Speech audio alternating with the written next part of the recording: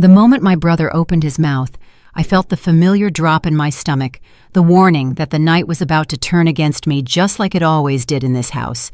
Still writing little content, he said, his voice slicing through the room loud enough for every person gathered around that long oak table to hear. Laughter burst out instantly, sharp, predictable, cruel in a way no one bothered to hide.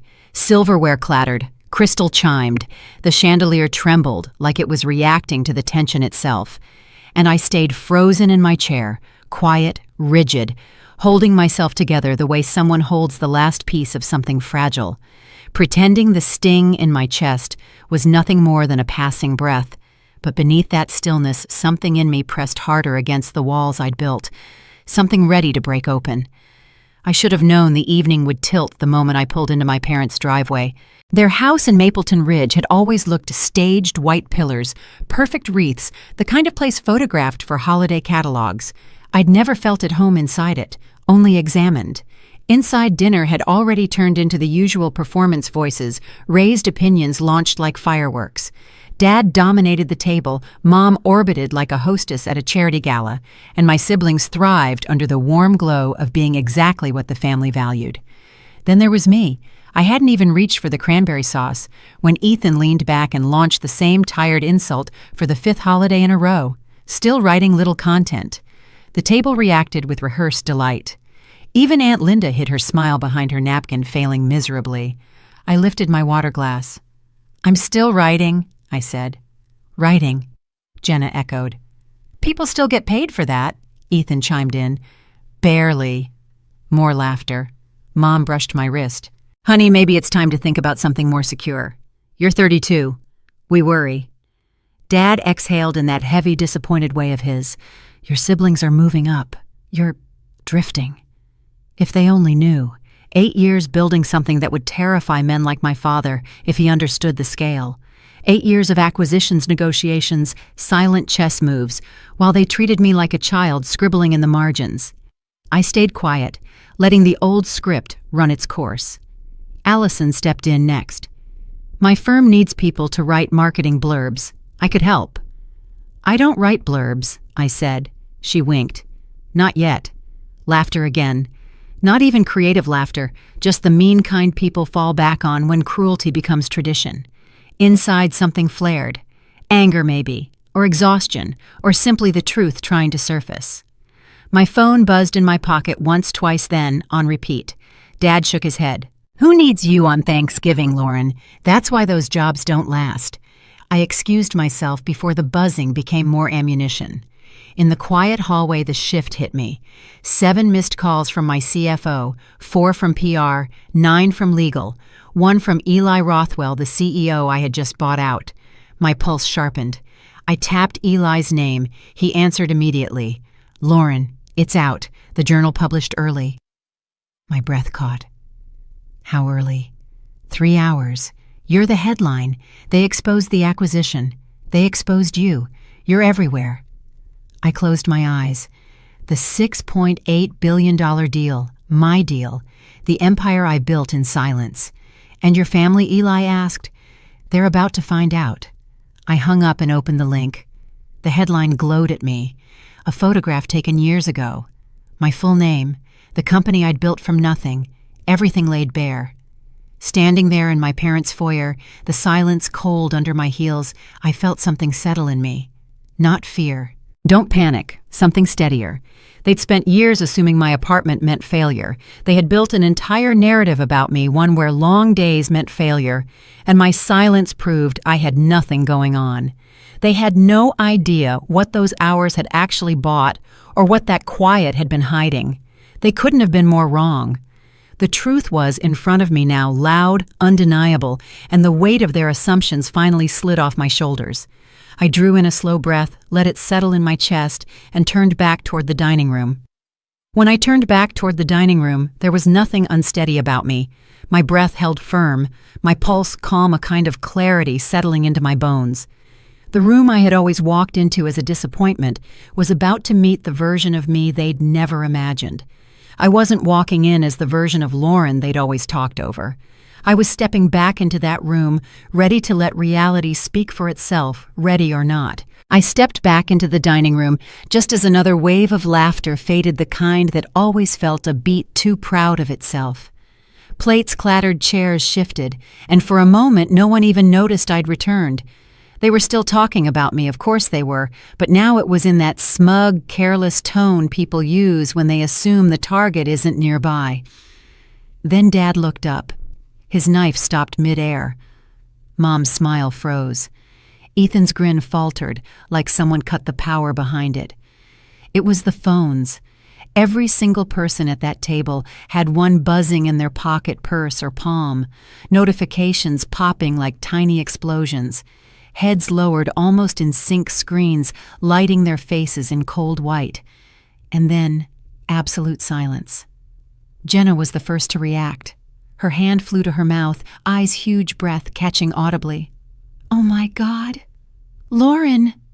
Ethan frowned at his screen confusion folding into something sharper, something uncomfortable. This can't be real." Dad leaned in, squinting jaw tightening by degrees.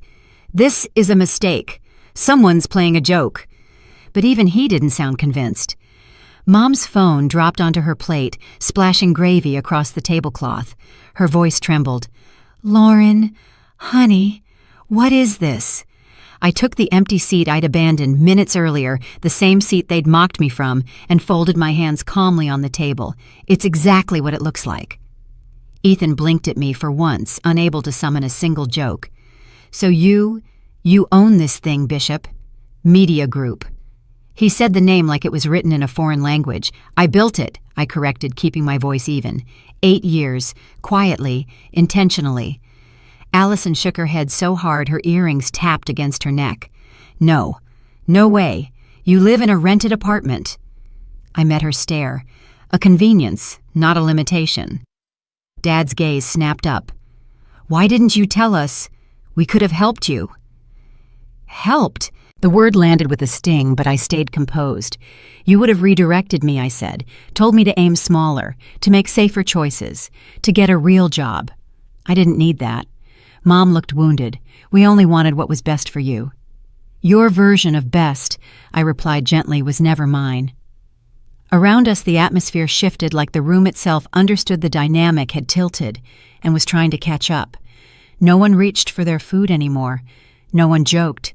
They were too busy recalibrating the person they thought they knew. Dad cleared his throat, the sound rigid. "This valuation. $6.8 billion.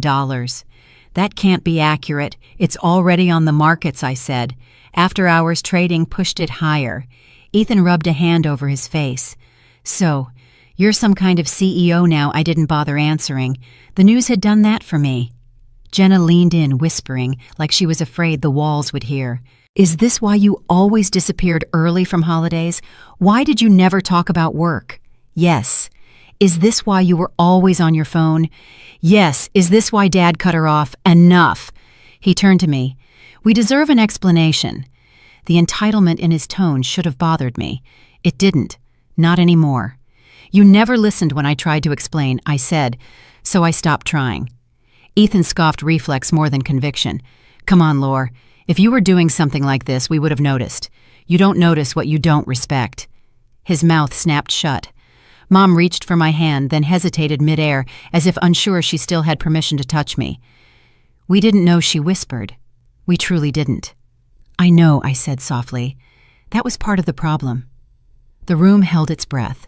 Then Dad finally voiced what they were all thinking. Why hide it? The truth rose easily. Because I needed space to build something without being judged for every step I said. And because I knew none of you believed I could do anything meaningful with my life. Allison spoke up then, quieter than I'd ever heard her. We underestimated you." I didn't respond. I didn't need to. The doorbell rang suddenly, one single sharp chime that broke the tension. Mom was startled. Who could that be? On Thanksgiving, Dad pushed his chair back, annoyance flickering again his default armor. He strode toward the hallway, but before he reached the door, I already knew what was happening. The press had found the house, not the paparazzi real reporters, financial press, network crews, people who had been trying to get an interview with the mystery media mogul for months. Dad froze at the sound of voices outside, journalists calling my name through the thick front door. Mom stood flustered. "Lauren, they're here for you." "They've been looking for me for a while," I said. Flashbulbs flared through the windows. Shadows moved on the porch. Someone shouted, "Ms. Bishop, can you comment on the acquisition?" The entire table turned toward me. Ethan whispered, "Holy." "Lauren, they're here for you." My phone buzzed again nonstop. Executives, legal national outlets, everyone needing a statement. Dad stared at me like he was meeting me for the first time. "You planned all of this," he said slowly. "Not the leak," I replied, "but the work." "Yes." Mom covered her mouth. "This changes everything." "No," I said. "It just reveals what was already true." Outside, the reporters grew louder. Inside, my family finally fell silent for the right reasons. For the first time in my life, I didn't shrink in this house. I stood. Dad stepped aside without a word, a gesture I'd never received from him in 32 years. My phone kept buzzing. I took a steady breath, smoothed the front of my jacket, and looked toward the front door where the world was waiting. Thanksgiving dinner was over. My life, the real one, was finally beginning. I didn't bother waiting for anyone to catch up. The moment the voices outside swelled, I moved down the hallway toward the front door, the old floorboards creaking under my heels, like they were reacting to a different version of me than the one they were used to carrying. Through the frosted glass panels, I could see silhouettes shifting, cameras, raised microphones angled forward, names of national networks pressed against the cold November air. Dad reached the foyer a few steps behind me, still trying to gather authority he no longer fully held. "Lauren, you can't just walk out there," he said, voice tight, not from worry for me, but from the fear of losing control over the narrative inside his own house. I didn't slow down. "I'm not planning to give an interview." "Then what are you doing?" he asked. Stepping outside, I answered, breathing. He didn't know what to do with that. Outside, reporters were calling my name with a sense of urgency I'd grown used to over the last 18 months, the kind of tone people use when they know a story is evolving by the second. The porch lights flickered onto their faces, a sea of lenses pointed straight at me, but I stayed on my side of the door, letting the distance hold them back. Inside, I could hear whispering from the dining room chairs, shifting cousins whispering, Mom pacing Ethan, swearing under his breath. It didn't matter, not anymore. I stepped away from the door and headed toward the living room instead. The curtains were still open, framing the manicured lawn and the lights of passing cars. Mom hurried after me, wringing her hands like she could squeeze the right words out of them. "Lauren, sweetheart, you should tell us what's going on," she said softly, as if gentleness could undo years of condescension. Her eyes were wide, trying to read a version of me she'd never acknowledged existed. "It's all in the article," I said. "That isn't the same as hearing it from you." I turned to her. "You never listened when I tried." The honesty stung her more than any headline outside. Ethan wandered in next, his expression twitchy and unsettled. "So, this is real," he said. "All of it." "It is." He rubbed the back of his neck. "You're L. Carter." I nodded. "But that's the name behind all those digital acquisitions. The international bureaus, the documentary platform." His voice cracked like he couldn't reconcile the woman in front of him with the headline on his screen. "That's right. And you—" He pointed vaguely toward the foyer where the reporters waited. "You did that alone. I had a team," I said. "A good one. But yes, the vision was mine." Mom sat down slowly, like her legs had forgotten how to hold her. "All these years," she murmured. "Why did you hide it from us?" I didn't want to rehash the same question again, but the weight of her voice forced me to answer. "Because I knew the reaction wouldn't have been supported," I said. "It would have been a doubt. Interference. Pressure to do it your way instead of mine." She flinched. Dad looked away. The truth was inconvenient, but it was still the truth. I crossed the room and looked out the window again. Reporters were still gathered in a tight semicircle at the end of the driveway, breath-fogging in the cold.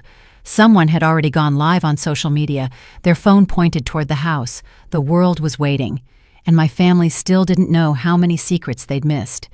Dad finally spoke. "This kind of attention, it isn't safe." "What are you going to do now?" "I'm going back to the city," I said. "There's a lot to handle."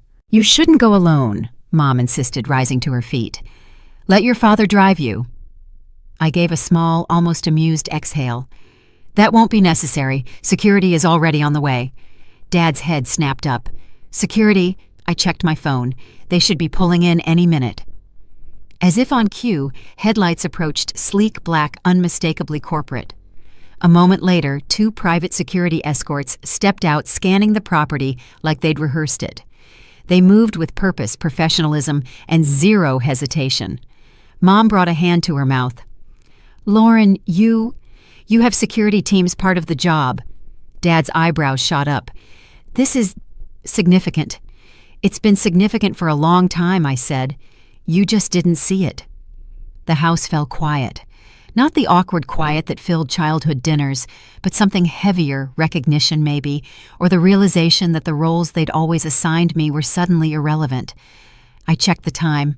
I need to go. Mom reached for my arm. Will we see you tomorrow? For brunch? I hesitated. I wasn't sure what the right answer was anymore. Dad stepped closer. Your mother asked you a question. The old tone command masked as care. But I wasn't the girl who wilted under it. I'll let you know, I said calmly. The lack of a commitment landed harder than any outburst would have. I walked toward the front door, security outside, waiting, their radios crackling softly in the background. Ethan followed me slower, carrying something in his hands. Not arrogance this time, uncertainty. Lauren, he said, stopping me before I reached the door. Earlier, I didn't mean— Yes, you did, I said gently, but it's done. He swallowed. You really built that empire. I nodded once. He let out a breath that sounded like surrender. Damn. I never knew you had that in you. I opened the door. Cold air rushed in, cleaner than anything in that house. Reporters shouted my name again, cameras flashing as the security team moved into position. Before stepping out, I glanced back at the dining room half-eaten plates, still warm rolls, the remnants of a life they always assumed I'd never outgrow. Then I looked at Ethan, at the stunned realization settling into his features. You never asked, I said. And with that, I walked into the night, toward the cameras, the chaos, and the life I had built without them, the life that had just become impossible to hide. The SUV pulled away from my parents' house with a smooth, controlled glide, the kind that came from engines built for executives who didn't have time for jolts or delays. Through the tinted glass, I watched the reporters' reflections disappear, their voices fading into a distant murmur behind the hum of the engine. Mapleton Ridge slipped into darkness, and for the first time all evening I felt myself breathe fully. No eyes judging, no laughter scraping at my ribs. No one trying to shrink me back into the version of Lauren they preferred. The city lights appeared ahead like a constellation scattered across steel and glass. Manhattan had always felt like its own organism, restless, electric, unforgiving, and yet somehow it had held more space for me than my own family ever managed to. The car turned toward Midtown, where my office tower rose above the others with a quiet confidence I spent years manufacturing. My security details spoke into their radios as we approached the private entrance. Arriving with the principal, lobby secure. The level of precision would have shocked my family. To me, it was routine. The elevator doors slid open with a soft chime, and I stepped into the lobby I'd walked through 1,000 times, high ceilings, dark wood, modern lines, the scent of expensive quiet. But tonight it all felt different. Tonight I wasn't slipping in like a ghost, trying to outrun comparisons to Ethan or expectations from my father. Tonight I walked through the doors as the woman the world was suddenly talking about. When I reached the top floor, the lights were already on. My team didn't wait for instructions they gathered because they knew a storm like this didn't blow over on its own. CFO Jerry was pacing by the conference room window. Tie-loosened shirt sleeves rolled up. We lost the embargo. Everything's out. Every outlet picked it up. Good, I said. It needed to go public eventually. He blinked at me. You're unusually calm. I stopped being afraid of headlines a long time ago. Amanda, my head of communications, was scrolling through her tablet at high speed. We've got 34 interview requests already. 3 from networks we now own, 10 from ones still pretending they're not intimidated, and the rest from business magazines. Decline all, I said. Amanda's eyes shot up. All, for now. I need control of the narrative before I speak to anyone." She nodded, the tension in her shoulders easing. "We expected you to say that." The table was covered in printouts, market movement charts, early investor reactions, draft statements, legal memos, PR projections. My team had been preparing for this moment ever since the acquisition entered its final stage, but no one expected the reveal to hit on Thanksgiving night. I walked to the window overlooking the city, feeling its pulse vibrating through the glass. A skyline like this had a way of reminding you where you stood, and tonight, for the first time, I felt the weight of what I had become, someone with enough influence to shift markets, to resurrect failing networks, to terrify companies that once dismissed me. "How's the staff taking it?" I asked, still looking out. "Shocked," Amanda said, "but in a good way." Within 10 minutes of the article dropping, our internal Slack channels lit up like fireworks. People are thrilled. They finally know who's been protecting their jobs. A warmth flickered in my chest, the kind I never felt at my parents' dinner table. Respect, not an obligation, no pity, actual respect. And competitors, I asked. Jerry let out a breath, panicking. 3 executives from rival networks resigned tonight. Energy Tech's PR team is scrambling. They're assuming the acquisition means your investigation into them will go wider. "It will," I said simply. A few heads around the room lifted, something fierce sparking behind their eyes. This was why they followed me, not because of charisma or theatrics, but because I moved quietly and decisively, and they trusted my direction more than any spotlight. Amanda stepped forward with a printed copy of the Wall Street Journal article. "They photographed you at 26, she said. "Graduation day." Before all of this, I glanced at the image, the young woman with straightened hair, a slightly uncertain smile, a degree clutched in both hands like a shield. She looked fragile compared to the person standing in this room now. But the fire in her eyes, same, just hidden better back then. My phone buzzed. I glanced at the screen. Dad, 12 missed calls. Mom, 7 missed calls. Ethan, 4 texts. Allison, "We need to talk." I turned the screen face down. Amanda noticed. "Want me to prepare a statement addressing your family angle? Every outlet is hinting at tension." "No." My voice was steadier than I felt. "They're not part of this story." "But they're part of tonight," Jerry said quietly. "Not by my choice." Silence filled the room. Not judgment, just understanding. Sasha from legal entered with a binder in her arms. We reviewed the leak. It wasn't internal. Someone outside the team pulled a filing early.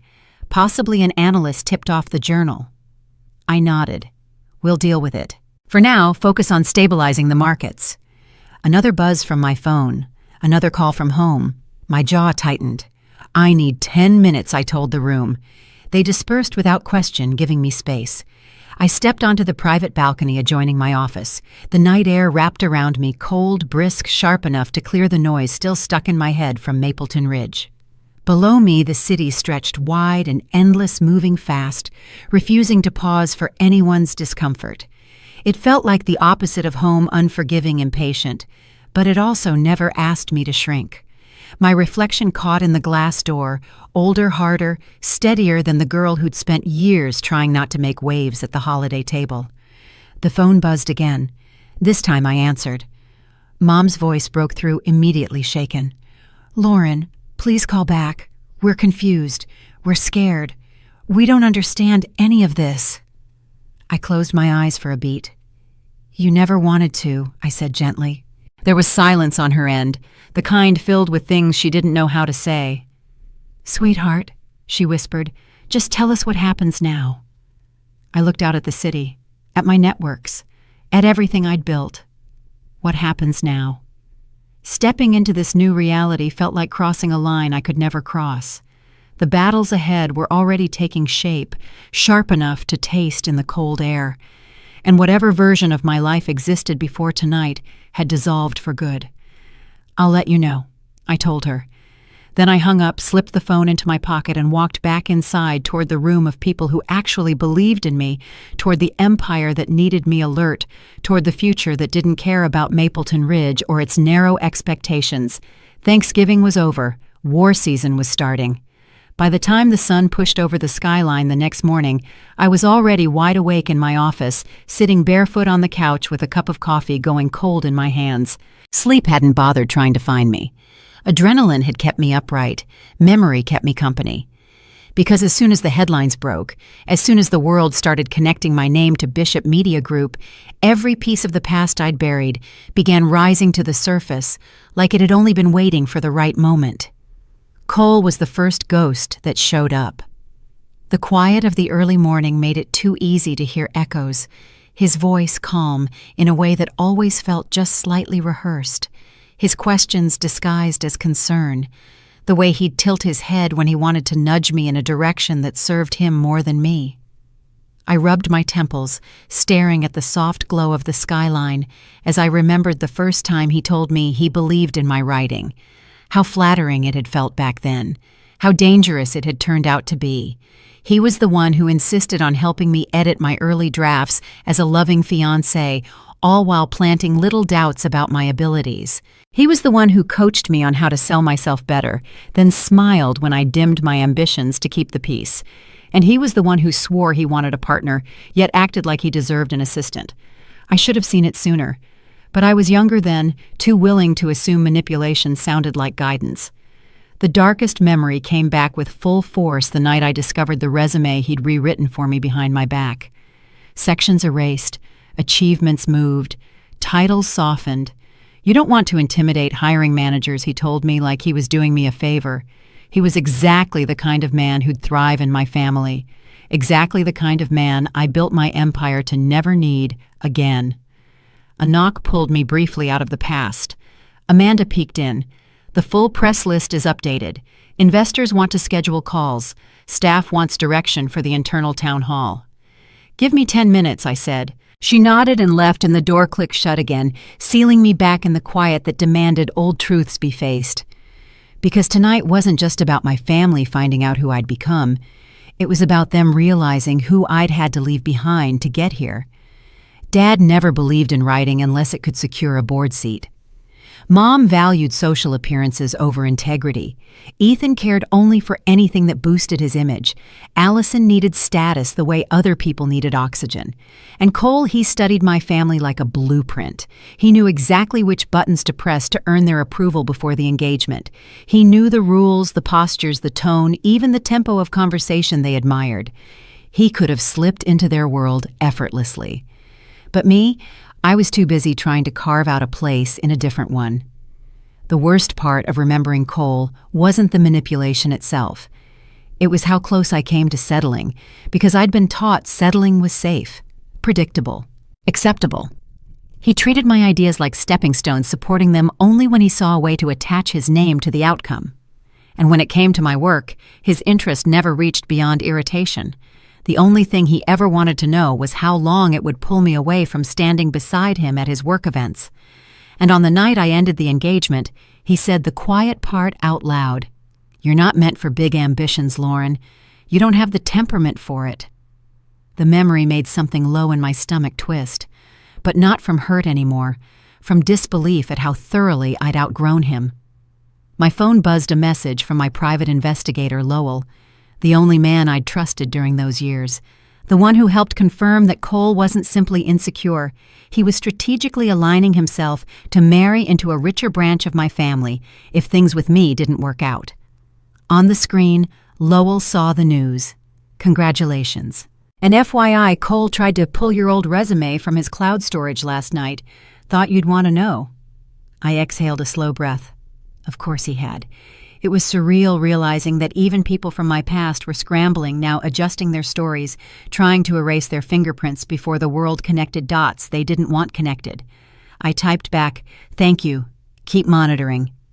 Then I set the phone down and let the silence settle again. The truth was simple. My family's disbelief last night wasn't new. It had been the soundtrack of my 20s.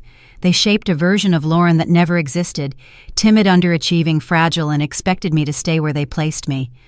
But the hours I kept the work I did behind closed doors, the deals I forged in full anonymity, that was the real story.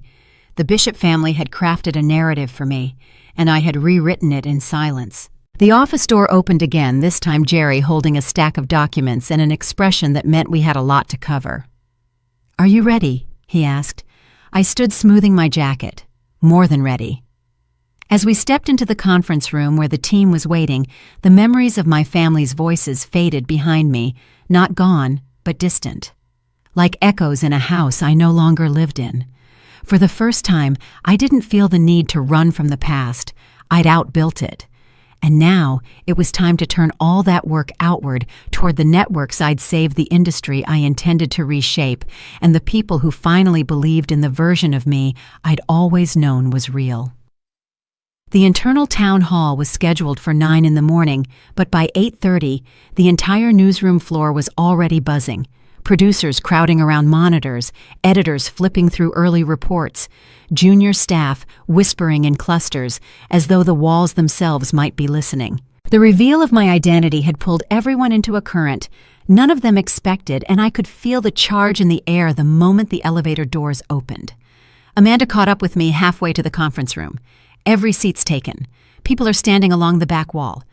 I think they want reassurance. They'll get more than that, I said. Not because I planned to give them a speech, because I'd built something worth trusting before they even knew my name. Inside conversations hushed as soon as I stepped forward. Faces I'd known only through weekly reports or on-camera briefings were now turned fully toward me. Curiosity, relief, shock, and something that felt suspiciously like pride flickering across them. Jerry opened the meeting briskly. "Thank you all for joining on short notice. As you've seen, last night's early publication revealed information about our ownership that was scheduled for release next week. Ms. Bishop." He stepped aside. I walked to the front and set my notes down without looking at them. I didn't need a script for this. "I know the last 12 hours have been chaotic," I said, letting my voice carry across the room. "You've learned that the person making decisions from behind the scenes is not a faceless investor, but someone who's been walking through this building for years. You also learned that my name has been attached to a deal bigger than anything this industry has seen in a decade." A few nods, a few smiles. Confidence was contagious, always had been. But the truth is, I continued. The work hasn't changed. The mission hasn't changed. The only thing that changed is that now you know exactly who's been fighting to keep this newsroom alive. A producer near the aisle whispered something to a colleague, something like, "Finally," and I felt a warmth rise in my chest, better than any approval I'd ever received at a family dinner. "What I need from all of you is simple," I said. "Keep doing the work. Keep telling stories that matter. Keep challenging the industry. I didn't buy these networks to turn them into trophies. I bought them to prove that quality journalism still deserves a place in this world." Heads lifted, shoulders straightened. It was subtle, but unmistakable, an entire room ready to follow. After the meeting, people lined up to talk. One of the video editors stopped me first, her relief unmistakable, as she explained how the cuts I'd made to executive overhead had kept her entire team employed. A senior correspondent pulled me aside next, admitting he'd been days away from resigning before the changes I pushed through quietly revived his budget. Then an intern barely out of college looked at me like she was seeing something impossible. "I didn't realize the person running all of this was you." I smiled. Most people didn't. When the crowd thinned, Amanda pulled up beside me. "You just won the entire building." "I didn't need to win them," I said. "I just needed them to know who they'd been working with." I was heading back to my office when Sasha intercepted me with a folder. "We have a problem." She didn't sugarcoat. She never did. "What now?" "One of the former senior producers from Channel 9 is trying to push a narrative that you manipulated stock prices through anonymous acquisitions. He's hinting he has proof." I raised a brow. "Does he know?" But he's loud, and he's desperate. He sees an opportunity to attach himself to your name. I could almost predict the man Sasha meant self-important, allergic to accountability, laid off last year after an internal HR investigation he somehow blamed on everyone except himself. His kind always resurfaced when someone else succeeded. "Have a legal monitor for him," I said. "Don't engage unless he escalates." "There's more," Sasha added. Two tech bloggers are circulating a rumor about your engagement ending because of financial disputes. Ah, Cole's shadow again. I exhaled slowly. Shut it down. Her lips twitched, half sympathy, half satisfaction. Already working on it.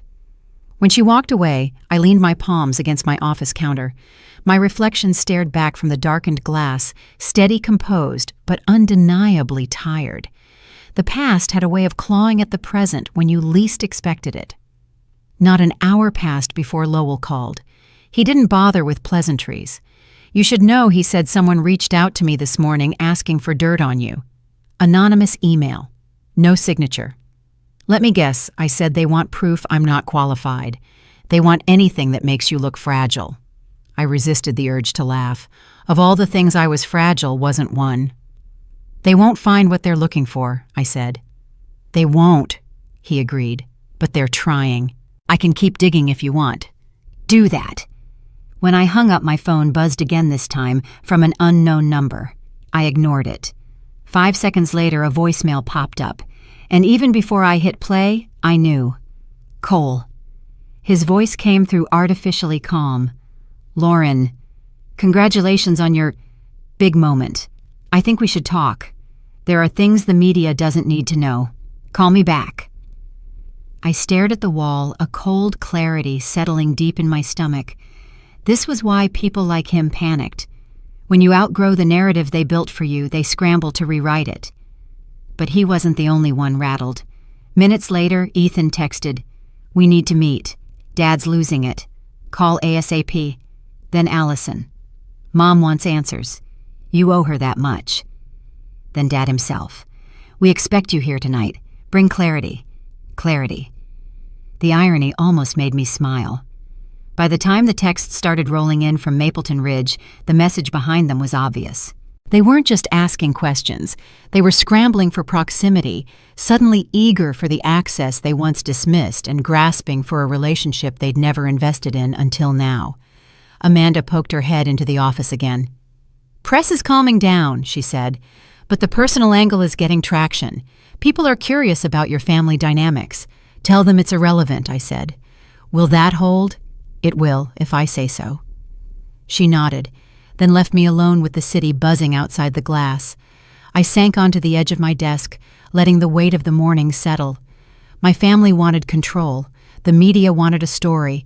Cole wanted leverage. Competitors wanted cracks in my armor.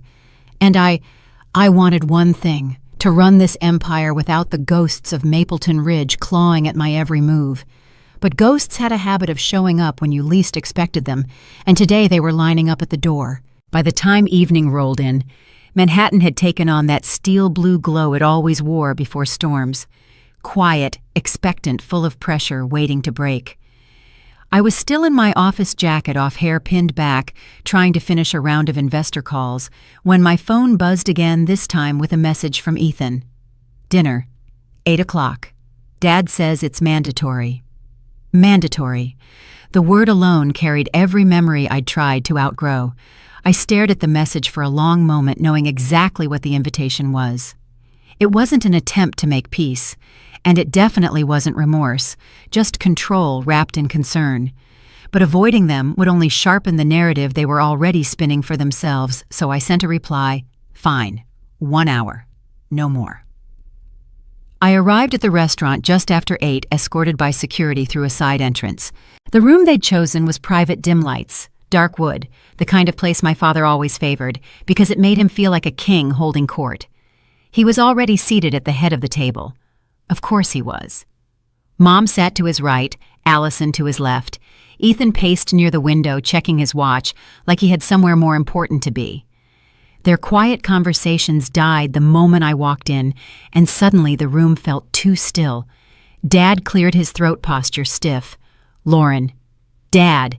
He gestured toward the empty chair across from him. "Sit. We need to talk about everything." I took my seat without letting his tone sink its hooks into me. A server entered pouring water, offering menus none of us touched. The clatter of dishes from outside drifted in like distant static. Mom leaned forward first, her voice soft in a way that didn't match her eyes. "We were blindsided, sweetheart. Completely blindsided." Allison nodded quickly. You could have trusted us. The words struck me with a bitter kind of humor. I didn't laugh, but something in me tightened. You want honesty? I said, meeting each of their eyes. You weren't safe people to trust. The silence that followed was immediate heavy. Dad's jaw flexed. We're your family. That never made you trustworthy, I replied. Ethan stopped pacing and finally sat down. Look, we're not here to fight. We're trying to understand. I kept my forearms flat on the table, then asked something worth answering. Dad inhaled sharply, but controlled his temper. Fine, I'll start. Why the secrecy? You've been running a company of this scale and never mentioned a word. Why? For the same reason you never listened when I tried to talk about my work, I said. You'd already decided who I was. Mom's shoulders slumped, but she didn't deny it. You treated my career like a hobby, I continued, like something cute, harmless, something that didn't belong in your world. That's not fair, Dad said. It's accurate, I countered. Every holiday you made sure I knew I wasn't measuring up. Every conversation you compared me to Allison.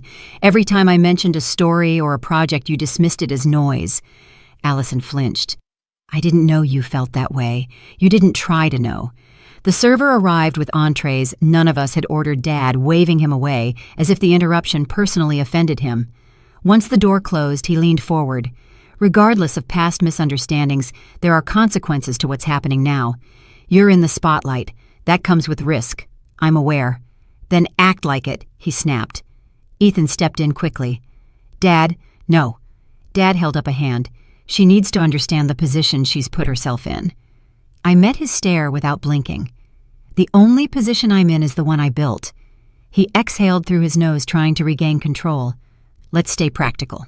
If you'd consulted me earlier, I could have helped you navigate this. You need structure guidance. I don't need a handler. I didn't say handler. I said, you implied it.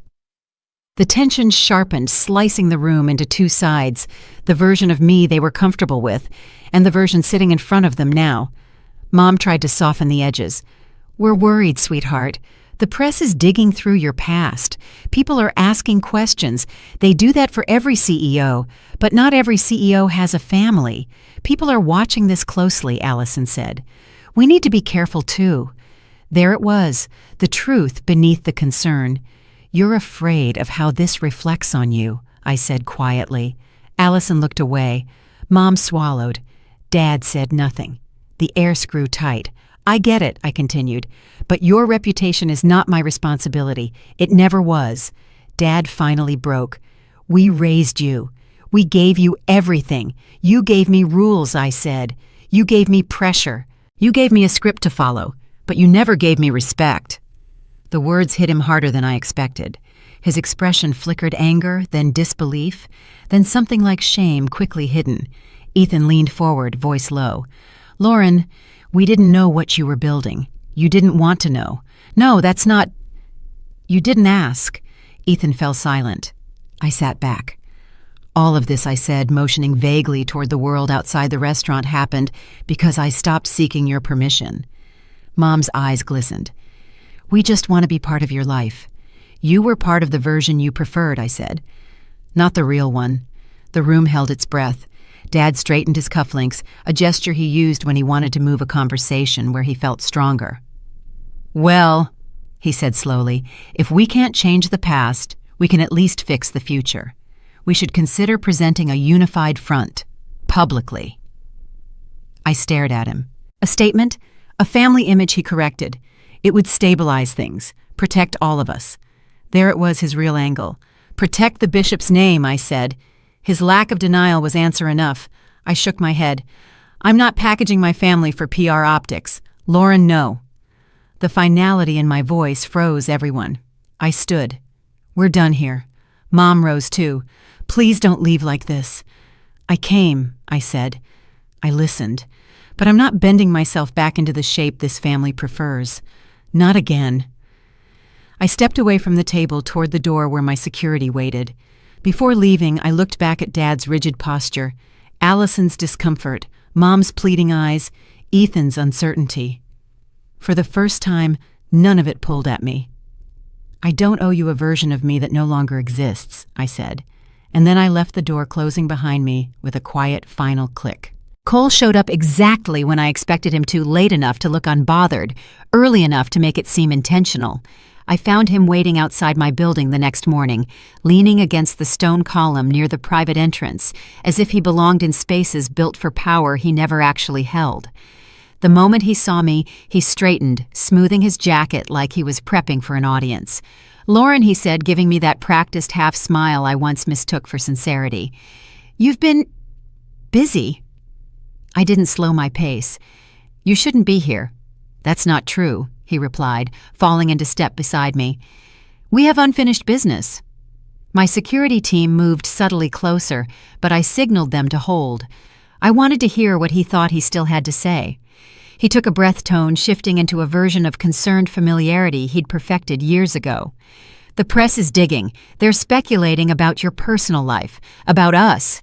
"There is no us," I said. "That's not how it looks when your name is suddenly everywhere," he continued. "People assume things. They ask questions. I'm trying to protect you." I almost laughed. "From what?" Truth you don't want resurfacing." His jaw tightened. "Don't twist this." I stopped walking. He nearly collided with me. "You're here," I said, "because you're afraid the narrative will paint you accurately." His eyes flickered. Guilt, panic, calculation. It was all there, rolling behind the charm he'd relied on for too long. "I just want to talk," he said quietly, privately. "You owe me at least that." I felt heat rise behind my ribs, not anger, but the realization that he still believed he had rights to my time, to my story, to my identity. "Owe you," I repeated. "For what?" He opened his mouth, but no answer came out. And there it was. The truth he could never articulate. He missed the woman he'd almost managed to sculpt into something small enough to orbit him. I stepped back. "If you want something from me, say it." His shoulders dropped. "Fine. I don't need trouble. I don't need reporters asking why our engagement ended. I don't need my firm digging into the past." I said softly. "There it is." He swallowed hard. "All you were thinking about was how you looked to the world, your reputation, your trajectory, the bubble you lived in," I said, letting each word land. "That's not fair. It's honest." He tried again, reaching for a calmer tone. "Look, things didn't end perfectly between us. But we cared about each other once. That should count for something." He'd once tried to sell those patterns of behavior as affection, but it was never about partnership. And whatever he liked to call love was nothing more than the comfort of knowing I'd bend myself into the shape he preferred. "We both know why it ended," I said. "You wanted a partner who stayed in your shadow, someone who made you look good, someone who walked 2 steps behind." His expression hardened. "You're exaggerating." "You rewrote my resume," I reminded him, "behind my back." His throat worked, but he didn't deny it. "You told your colleagues I was lucky to have you," I added. "And you told me I wasn't built for leadership. That was a lie you needed me to believe." We stood on the cold pavement, the noise of traffic rushing around us while the weight of the past settled between us like fog. Cole exhaled. "So that's it. No conversation. No clarity. Just the door closing forever." "There doesn't need to be a door," I said. "There just isn't a return path." He stared at me for a beat, the realization sinking in with a kind of slow devastation. The woman standing in front of him wasn't someone he could mold or manage. She never had been. He just hadn't paid enough attention to notice. My phone rang Amanda. I answered with a nod to signal the conversation was done. "Lauren," she said urgently, "we've got a problem." HR flagged something from Channel 9, an incident report tied to a senior anchor, the same man who accused you of manipulating stock prices. There's a misconduct complaint aimed at him. Is it credible? Very. And it involves someone he mentored. It's messy. Of course it was. Corporate rot always flinched hardest when the light hit it. "I'll review it," I said. "Send everything to my office." I hung up. Cole was still there watching me with a mix of frustration and something sharper fear of irrelevance. "You've changed," he said quietly. "No," I replied. "You're just seeing me clearly for the first time." He stepped back defeated in a way he couldn't disguise. Without another word, he turned and walked away, fading into the morning crowd like a chapter I should have closed years ago. I didn't watch him go. I crossed the sidewalk, security falling into step as I headed toward the entrance, toward responsibility, toward decisions real and consequential toward the empire he once claimed I wasn't capable of building. Inside the elevator, the doors closed with a muted thud. My reflection stared back at me, not unscarred, not untouched by everything that came before, but stronger in ways my past couldn't measure. The ghosts that tried to follow me were losing their grip, and the world, for better or worse, was finally meeting the woman I'd become without excuses, without disguises, without anyone else's permission. The misconduct report arrived on my desk just before noon, heavy enough to warn me this wasn't a misunderstanding, but a full map of the rot that had been allowed to grow inside one of the flagship networks. Page after page detailed the same man who'd been shouting my name across interviews, late-night meetings with junior staff, pressure disguised as mentorship travel expenses that made no sense, and a trail of evasions that suggested he'd been shielded for years by people too comfortable to bother looking closely. As I read, a cold steadiness settled into me, the kind that sharpened focus rather than clouded it. Right on cue, Amanda stepped in and shut the door behind her, her expression a mix of irritation and something close to exhaustion. She told me the anchor was escalating his noise, hinting that he had inside knowledge about my rise, whispering to any reporter who would listen. It was predictable. Desperation always tried to outrun consequences.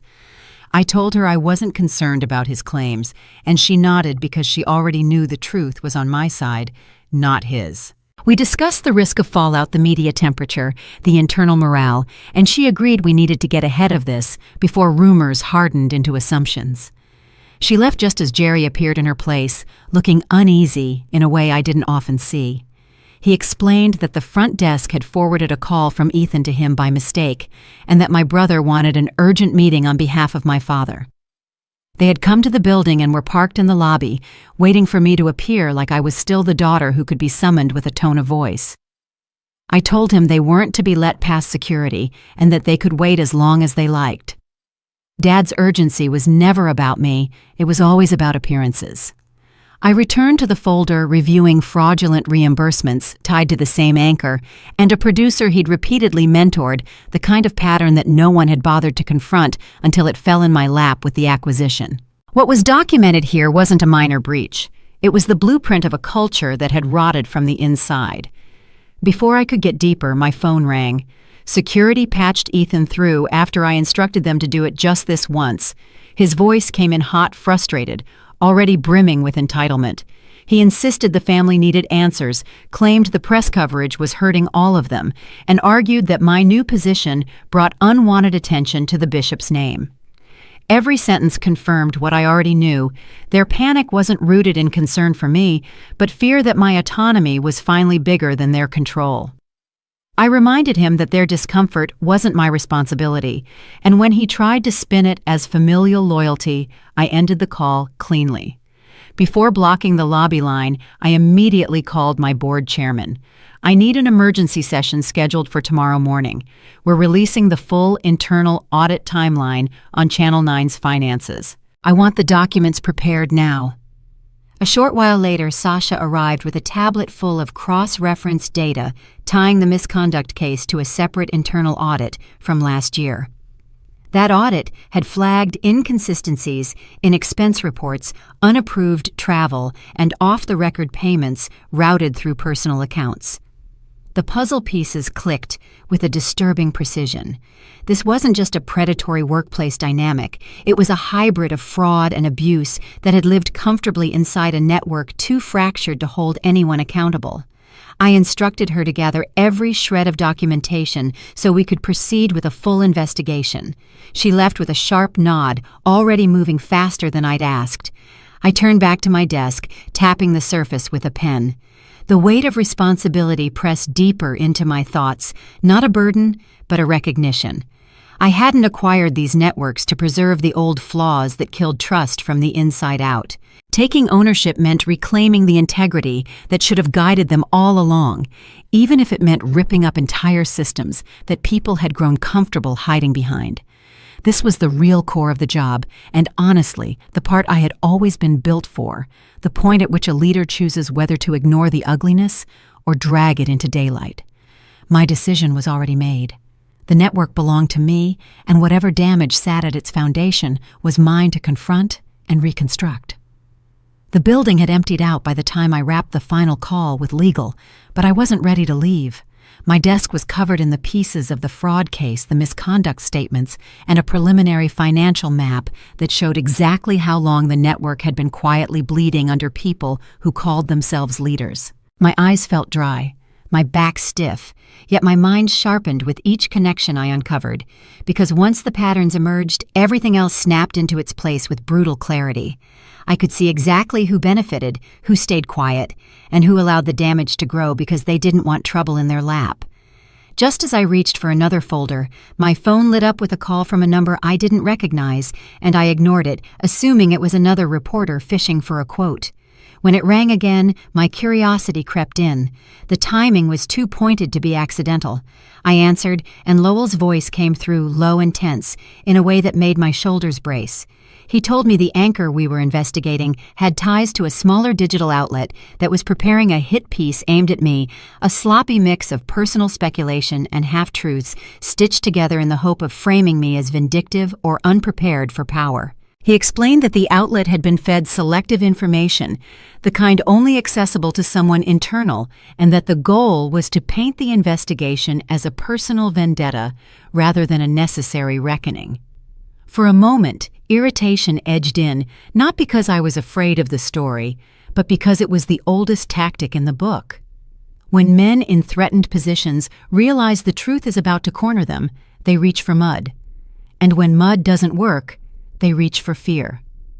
I asked Lowell to trace the source and tighten all internal communication channels. The leaks weren't deadly, but they were annoying, and annoyance in my world often signaled a deeper rot someone hoped I wouldn't look at too closely. After the call, I closed my laptop and stood by the window, the city lit beneath me like a constellation of promises and consequences. I knew stepping into full visibility meant attracting every kind of ambition, those who wanted proximity, those who wanted protection, and those who wanted revenge. Power didn't just come with weight. It came with shadows that tried to reshape themselves into warnings. My phone buzzed again this time with a text from my mother. "Come home tonight. Your father insists." I didn't bother responding. I already knew that house wasn't a sanctuary. It was a stage where they rehearsed a version of family that had never applied to me. Before I returned to my desk, Amanda slipped back into my office without knocking her face pale enough to tell me something had shifted. She told me that during the initial review of travel expenses tied to the anchor, they found payments routed through an outside consulting firm with no legitimate work history. The firm was nothing more than a shell, and if the early math was correct, the sum funneled through it exceeded anything we'd anticipated. This wasn't simple misconduct or casual fraud. It was coordinated. My pulse stayed steady as I absorbed the information because the moment I decided to step into ownership, I'd expected ghosts like this to surface. We talked through next steps, legal strategy, containment messaging, and a full audit of any department that had been touched by the network's previous leadership. Once she left, I dropped into my chair and let the weight of the day settle inside me, not as heaviness, but as a kind of fuel. Everything happening, the leaks, the fear, the noise meant I was pulling at the right threads. And the people who had thrived in the dark corners of these networks were realizing their time was up. I glanced at the misconduct file again. The faces of the young employees who'd been dismissed, overlooked, or quietly intimidated stayed with me. This was why the acquisition mattered. This was why the empire needed rebuilding from the inside out. I opened the network's internal policy manual, marking every clause that needed to be rewritten for accountability and transparency. This moment had nothing to do with stock prices or media fascination or the sudden glare of public attention. It was the work behind the curtain, the kind that required spine more than spotlight, that defined who deserved to lead and who deserved to lose their seat. and I wasn't going to flinch, not now, not when the true shape of the fight was finally revealing itself. The tension in the newsroom shifted the moment I stepped inside that morning, a kind of alertness that told me word of the investigation had already begun circulating beneath the surface, even though we hadn't released a single statement. HR had sent their latest findings before sunrise, and as I scanned through the updated timeline, it became clear that the misconduct and fraudulent transactions weren't isolated incidents, but threads woven through years of unchecked behavior, all protected by people who had convinced themselves it was easier to look away. I walked toward my office with a controlled calm, acknowledging nods from employees who had no idea how close their workplace had come to collapse under the weight of its own neglect.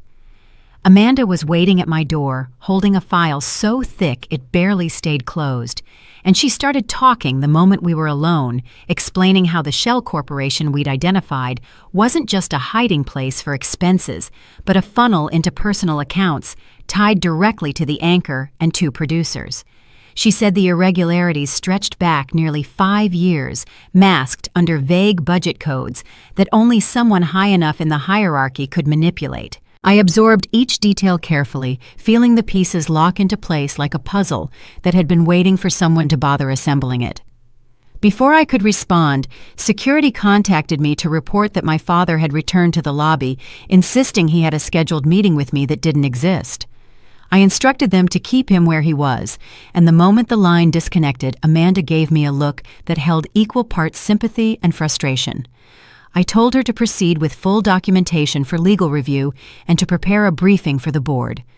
Then I shut my office door and let the weight of everything settle. My phone buzzed with messages from Ethan, first demanding, then pleading, and then from my mother, who attempted to frame their sudden obsession with my decisions as concern, though the tone revealed exactly what it was: fear of losing control of a narrative they had always assumed they authored. I didn't bother replying.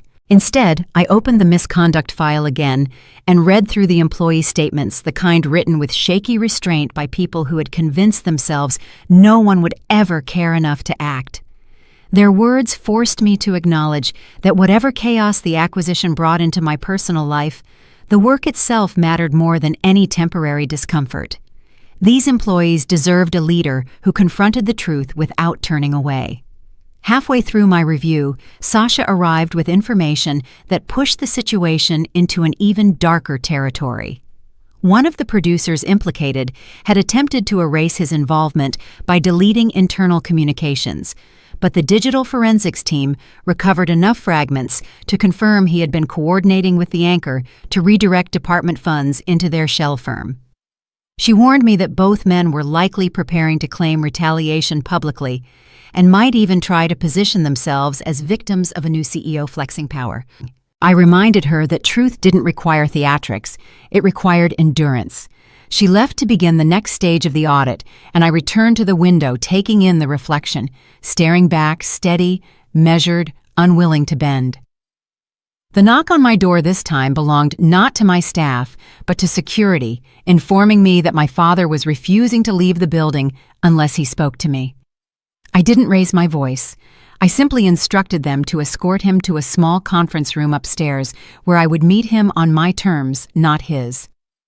As I walked down the hallway, the familiar heat of old wounds pressed against my ribs, not enough to weaken me, but enough to remind me how much I had outgrown and how much they still underestimated. When I entered the room, he didn't sit.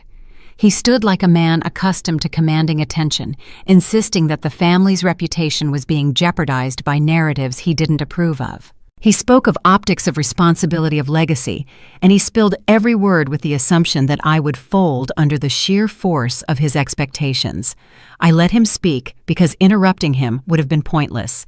When he finally paused, I explained in a clear, even voice that my life and leadership were not extensions of the Bishop name, and that the empire I had built existed entirely outside the framework he believed he still controlled. His expression shifted, as if the ground beneath him had tilted, and he demanded to know how I could abandon the loyalty I owed the family. I told him the truth. Loyalty without respect is obedience, and I had stopped living under that arrangement years ago. The silence that followed cracked something between us that could never be repaired. I walked out before he gathered the nerve to respond, returned to my office, and closed the door with a sense of finality that no apology or demand could undo. The confrontation didn't drain me, it clarified everything. The work ahead was immense, the investigation was deepening, and the fractures were becoming visible, but for the first time, nothing pulled me backward.